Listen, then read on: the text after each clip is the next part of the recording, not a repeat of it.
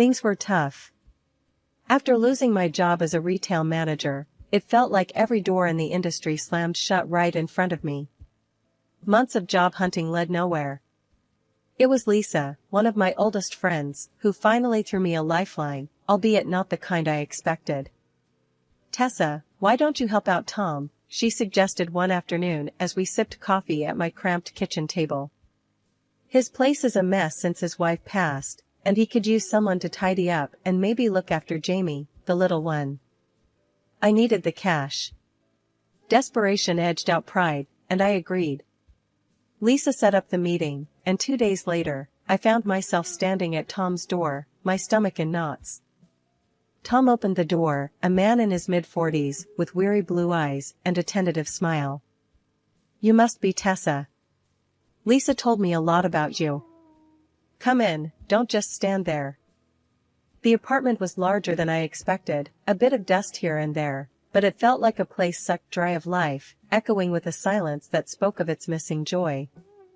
"Let me show you around," Tom said as he led me through the living room filled with pictures of a woman with a bright smile, his late wife, I assumed.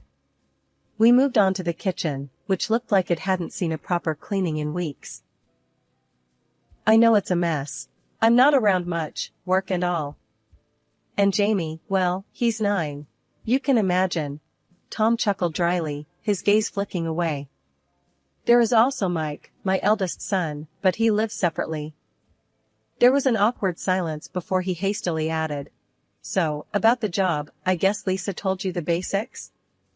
"Yeah, cleaning, cooking a bit, and helping Jamie with his homework," I confirmed. "That's about it. You'll have free run of the place during the day. I just really need someone to keep things afloat here."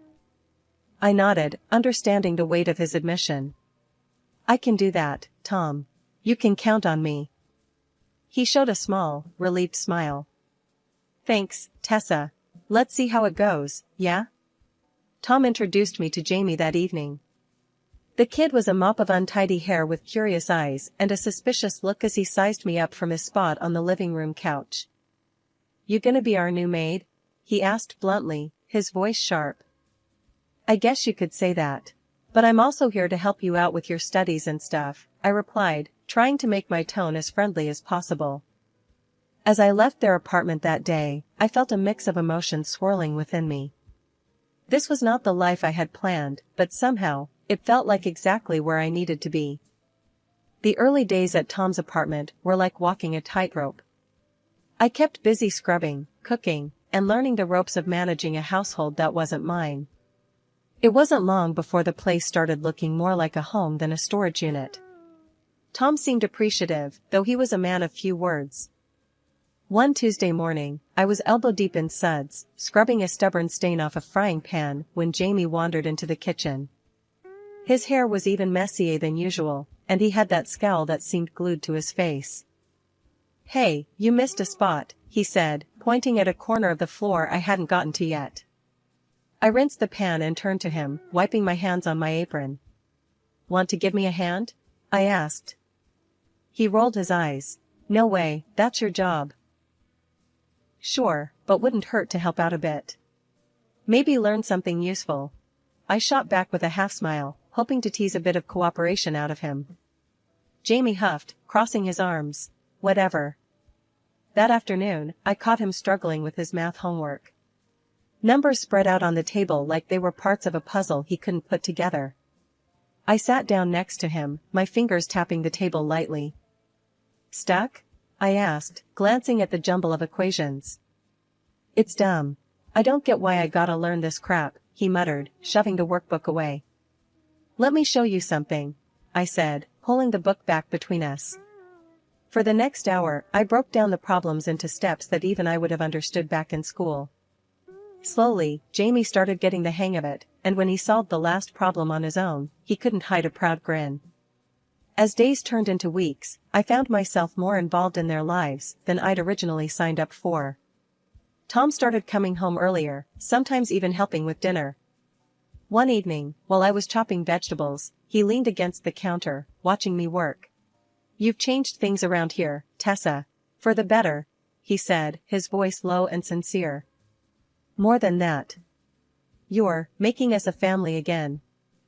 The word family hung in the air, heavy, but not unwelcome. I nodded, unsure of what to say, focusing instead on the carrots I was slicing. Tessa, Tom continued, hesitating for a moment. I was thinking, maybe it's time we made this arrangement a bit more permanent. I stopped chopping, my heart skipping a beat. Permanent? Yeah, I mean, if you're up for it. I could use someone like you around, long term. Not just for the cleaning and cooking, but, for everything. The offer caught me off guard. I took a deep breath, considering the weight of his words. I'd like that, Tom. I really would. From that point on, things felt different. Easier, somehow. Jamie started calling me by my first name instead of the maid, and Tom treated me more like a partner than an employee. We settled into a comfortable routine, the three of us, like pieces of a puzzle that had finally found their right place. Tom proposed one chilly evening, Jamie asleep, and his voice was steady, but his hands shook just a bit. Tessa, I don't have much to offer but myself and this family. Will you marry me? He had asked, his eyes hopeful yet scared of rejection. I didn't need a second to think about it. Yes, Tom. Yes, I will. But not everyone was thrilled. When I told my mom, she was less than enthusiastic. He's 14 years older than you, Tessa. And those kids. Are you ready to be a stepmom? Her skepticism was like a bucket of cold water. We love each other, Ma. That's what matters. And Jamie and Mike? They're great kids. I can handle it, I countered, but she wasn't convinced. And so, she came around, showing up at the mayor's office on our wedding day in her best dress, her smile tight but genuine. The ceremony was brief, the mayor reciting the vows with all the enthusiasm of someone who'd done this too many times. But when Tom slipped the ring on my finger, it felt like the world just paused for us. Starting our married life, I transitioned from the hired help to the lady of the house. It felt different waking up and not having to prove my worth through scrubbed floors and spotless counters. I was more than the cleaner now. I was a wife, a stepmom, part of a family. Life felt fuller, richer. But being a stepmom came with its own rulebook, one that nobody handed you, you just had to fumble through it. Jamie, who I'd thought of as my little buddy, suddenly seemed to realize I was in his mom's spot. Why do you always have to tell me what to do? He'd challenge, his little face scrunched up in annoyance. Because I care about you, Jamie. It's part of my job now. I'd explain, trying to keep my tone light, but firm. And then there were the everyday adjustments, the dance of a new marriage. Tom had his ways I hadn't noticed when I was just the housekeeper. Like how he insisted on having dinner at exactly 6, or how the furniture shouldn't be moved even an inch from where Laura had placed it. Tessa, why did you move the couch? He'd ask, his voice more of confusion than anger. Just trying something new, mixing it up a bit, I'd reply, pushing the couch back reluctantly under his watchful eyes. Let's keep it the original way. It's how Laura liked it, he'd say, and that was that. Laura's ghost hovered in the corners, her touch lingering in the arrangement of cushions and photo frames. A few months later, Tom asked me to come to work for the sake of an additional source of income. It was okay, but I was upset by the demanding tone of his voice. I got a job at a store nearby to keep up with cooking and cleaning the house. Family life has not turned out to be as easy as I once imagined it would be. A year into our marriage, I started feeling like a guest in what was supposed to be my home. Tom seemed to have rules that never came up when we were dating, like an invisible playbook I wasn't privy to. It all came to a head one afternoon when I decided to switch out the old rug in the bathroom. It was a simple change, nothing drastic, just a new rug to brighten up the space. But when Tom came home and saw it, you'd think I'd redecorated the whole apartment.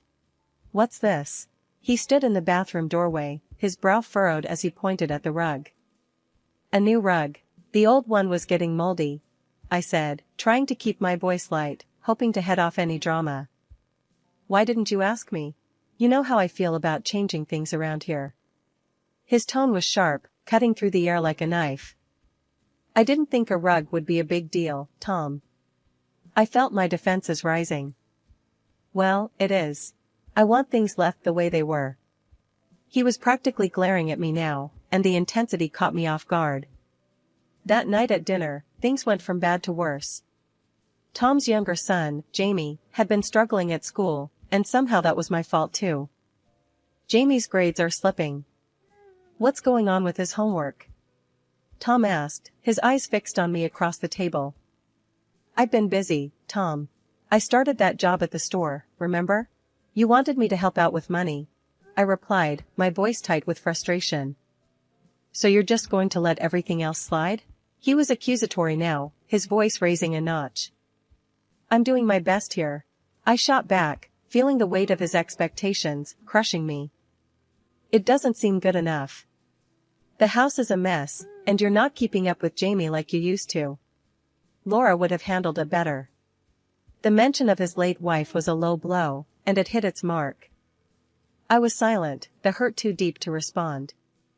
The rest of the meal passed in tense silence. The troubles didn't stop at Tom. Jamie, seeing how his father treated me, started pushing boundaries too. One evening, I caught him up late on his computer, way past his bedtime. Jamie, it's late. You need to turn off the computer and go to bed, I said as calmly as I could. You're not my mom. You can't tell me what to do. His voice was loud, challenging. I'm not trying to be your mom, Jamie. But you have school tomorrow, and you need your rest. He scoffed, turning back to his screen. Whatever, Dad, he yelled, calling for backup.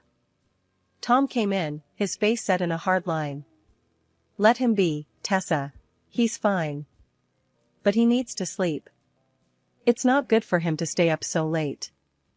He's my son, I think I know what's best for him. Tom's tone was final, leaving no room for argument. Feeling undermined and disrespected, I retreated, the gap between us growing wider by the day. I started to feel like nothing more than a housekeeper, a nanny, someone who was there to cook and clean and then step out of the way. The day I got a bonus at work should have been a joyous occasion. With the extra money, I did something I hadn't done in a long while, I bought myself a new dress. It was nothing extravagant, just a simple, pretty thing that made me feel good when I tried it on. I was wearing the dress when I got home, a small smile playing on my lips as I imagined Tom's surprise. He noticed all right, but not the way I had hoped. What's that? He asked, his tone harsh as he eyed my new purchase. It's just a dress, Tom. I bought it with my bonus, I said, twirling a little to show it off, trying to lighten the mood. A bonus, huh? And you thought the best thing to spend it on was a dress? His voice rose with each word. I stopped twirling, feeling the happiness drain out of me. I thought it was okay to treat myself. Treat yourself? Tom scoffed. That money could have gone to something we actually needed. Like bills. Or saving up for something important. Before I could respond, Jamie chimed in from the doorway, his voice bitter. Yeah, or maybe a new console that I've been asking for. I looked from Jamie to Tom, my heart sinking. It was my bonus. I just wanted something nice. The room filled with a heavy silence, Tom's eyes cold and unyielding, Jamie's stare accusing. That night, they both started treating me like I was invisible. Not a word or a glance in my direction unless absolutely necessary. This silent treatment went on for a week. Meals passed in silence, my attempts at conversation met with cold shoulders and dismissive grunts. It was like I didn't exist in my own home. But life has a way of testing you with more than you think you can handle. A couple of years later, during the pandemic, my mother passed away. It was a sudden and heart-wrenching loss, leaving me to inherit the family house, a large, old structure, along with a significant sum of money. When I told Tom about the inheritance, his eyes lit up in a way that made me uncomfortable. We'll move there, he declared one evening, looking over the property papers. It's bigger, and the school near there is perfect for Jamie. I nodded, too drained from grieving to argue or to ponder his sudden interest in my inheritance. Yes, maybe a new place will give us a fresh start, I said, hoping his intentions were as genuine as my wishes. We'll start packing up this weekend, Tom decided, already making plans.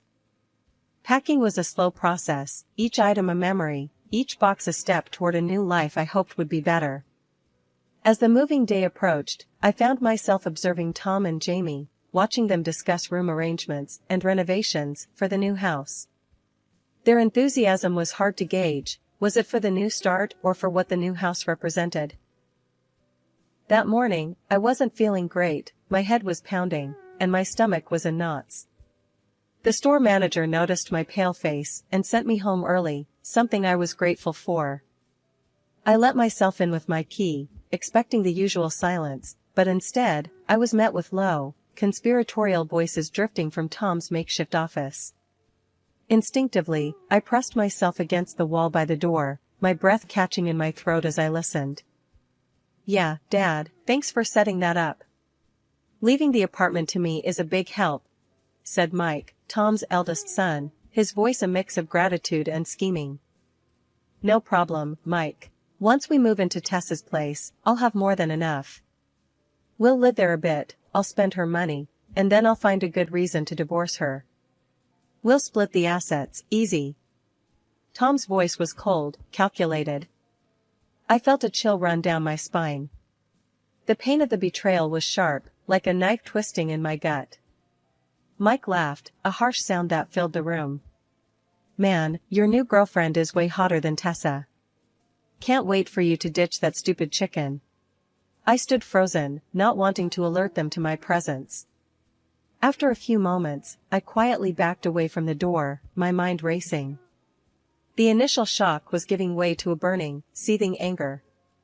I had to act, but I needed to be smart. I left the apartment as silently as I had entered and headed straight to the lawyer's office. The lawyer, Mr. Reynolds, was a sharp-eyed man who listened intently as I laid everything out. This is more common than you'd think, he said, his voice even. But you've got a good head on your shoulders, and we'll make sure you come out of this on top. I nodded, feeling a semblance of control returning. What are the next steps? I asked. We file for divorce on grounds of infidelity and deception. Gather any evidence you can. Recordings, documents, anything that shows his intent, Mr. Reynolds advised. Thank you. I'll get everything ready, I said, standing up. The weight of the legal folder in my hand felt like a shield, something to protect me from the storm ahead. As I walked home, my mind was a whirl of plans and possibilities. When I returned home, Tom was in the kitchen, making dinner as if nothing had happened. Mike had left, and the normalcy of the scene was almost surreal. Hey, you're back early. Feeling any better? Tom asked, looking up from the stove. I forced a smile, my heart pounding in my chest. A bit, yeah. Just tired, I said, keeping my voice light. That's good. Dinner will be ready soon. Why don't you go lie down for a bit, he suggested, turning back to his cooking. Sure, I might just do that, I said, my voice sweet as syrup, but inside, I was steeling myself for the battle ahead. I went to our room, closed the door softly, and sat on the edge of the bed. The next few weeks would define the rest of my life. I wasn't just going to roll over and let Tom take everything from me, not without a fight. The morning of the move felt different. I had everything planned down to the last detail, and Tom had no clue about the storm that was about to hit him. I'd packed my personal belongings quietly over the past few weeks and had them moved to a new place in another city, a fresh start, a new me. This morning, I left the house as usual, a simple handbag in tow, telling Tom I was off to work early. See you at the new house later, he called out nonchalantly, completely unaware of the bomb about to drop. I nodded, keeping my expression neutral. Sure, see you there. I lied smoothly, closing the door behind me with a soft click that marked the end of my old life. Meanwhile, Tom and Jamie were supposed to meet the movers at my inherited house and relocate our family there. What Tom didn't know was that there was no family to relocate anymore, and that house wasn't ours to call home any longer. I waited patiently in my new apartment, my heart racing as I pictured the scene unfolding at the old house. At exactly 10 a.m., my phone buzzed, a message from my neighbor who was keeping an eye out. "He's there, looks confused," it read. Tom must have been standing at the door, expecting to walk into his new life. Instead, he was greeted by strangers, the new owners of the house I had sold right from under him. I imagined his face, the confusion morphing into realization and then anger as he processed the betrayal. According to my neighbor, Tom knocked on the door, and a confused couple opened it, introducing themselves. "We just bought this place. Who are you?" they would have asked, just as baffled by the presence of a moving truck full of furniture. The movers, equally perplexed, started asking where to put the boxes, and Tom, flustered and furious, tried to call me. My phone lit up with his number, but I ignored it, sticking to the plan. When no answers came, he had no choice but to return to his apartment, where another surprise awaited him. Mike, his eldest son, had moved in his own furniture, and his fiancée was already unpacking.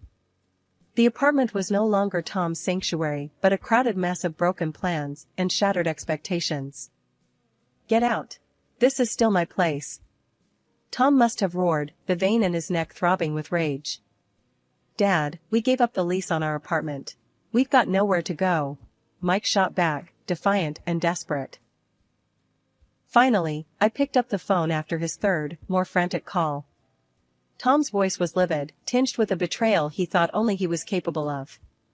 "Tessa, what the hell do you think you're doing? Why are you ruining everything?"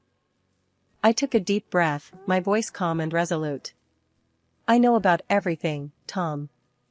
The plans you made with Mike, the girlfriend, your charming little comments.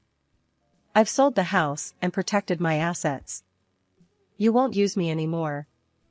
You can't do this to me. We're married." His voice was a mix of anger and disbelief. "The divorce papers are in your mailbox," I replied firmly. "Consider this me looking out for myself. You'll also find that I will be asking for alimony." I didn't pick up his calls after that. My old phone, the one he knew the number to, would soon be turned off for good. I sat back, a weight lifting off my shoulders. I was free, truly free for the first time in what felt like forever. The courtroom was charged with tension. My ex-husband Tom sat across from me, his face a mask of fury and desperation. He was gunning for half of everything I owned, but I was armed with the truth, and a stellar lawyer.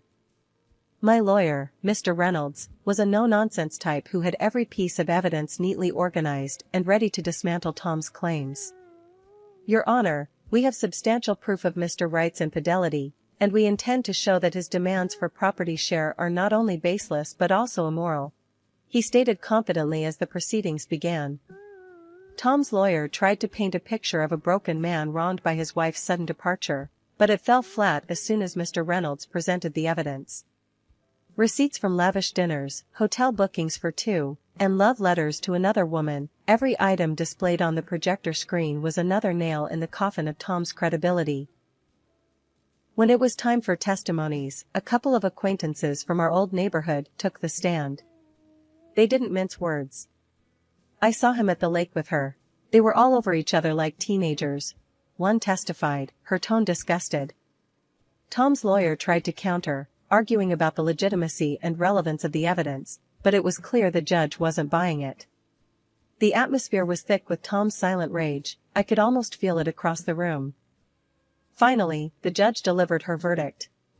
"Given the evidence of infidelity and deception presented by the plaintiff, I find it impossible to grant any property claims to Mr. Wright. Furthermore, considering the income disparity, Mr. Wright is ordered to pay alimony." Tom's face went from red to white, his mouth opening and closing like a fish out of water. It was a sight I didn't enjoy, but it was justice, plain and simple. His mistress had left him once she realized there was no lavish lifestyle waiting for her, especially when she found out she'd have to share an apartment with his sons and his eldest son's fiancée. "I'm not going to be a free housekeeper," she'd said, echoing the irony of my past with Tom. As for Tom, he ended up exactly where he put himself. His battles with his eldest son over space and responsibilities were the stuff of local gossip. Jamie, the younger one, turned into a defiant teenager, harder to handle every day without a steady maternal influence. Meanwhile, I was building a new life far from that chaos. I took up courses in graphic design, something I'd always had a knack for but never pursued. The community here was vibrant and supportive, helping me network and establish a small freelance business. I was happy starting over.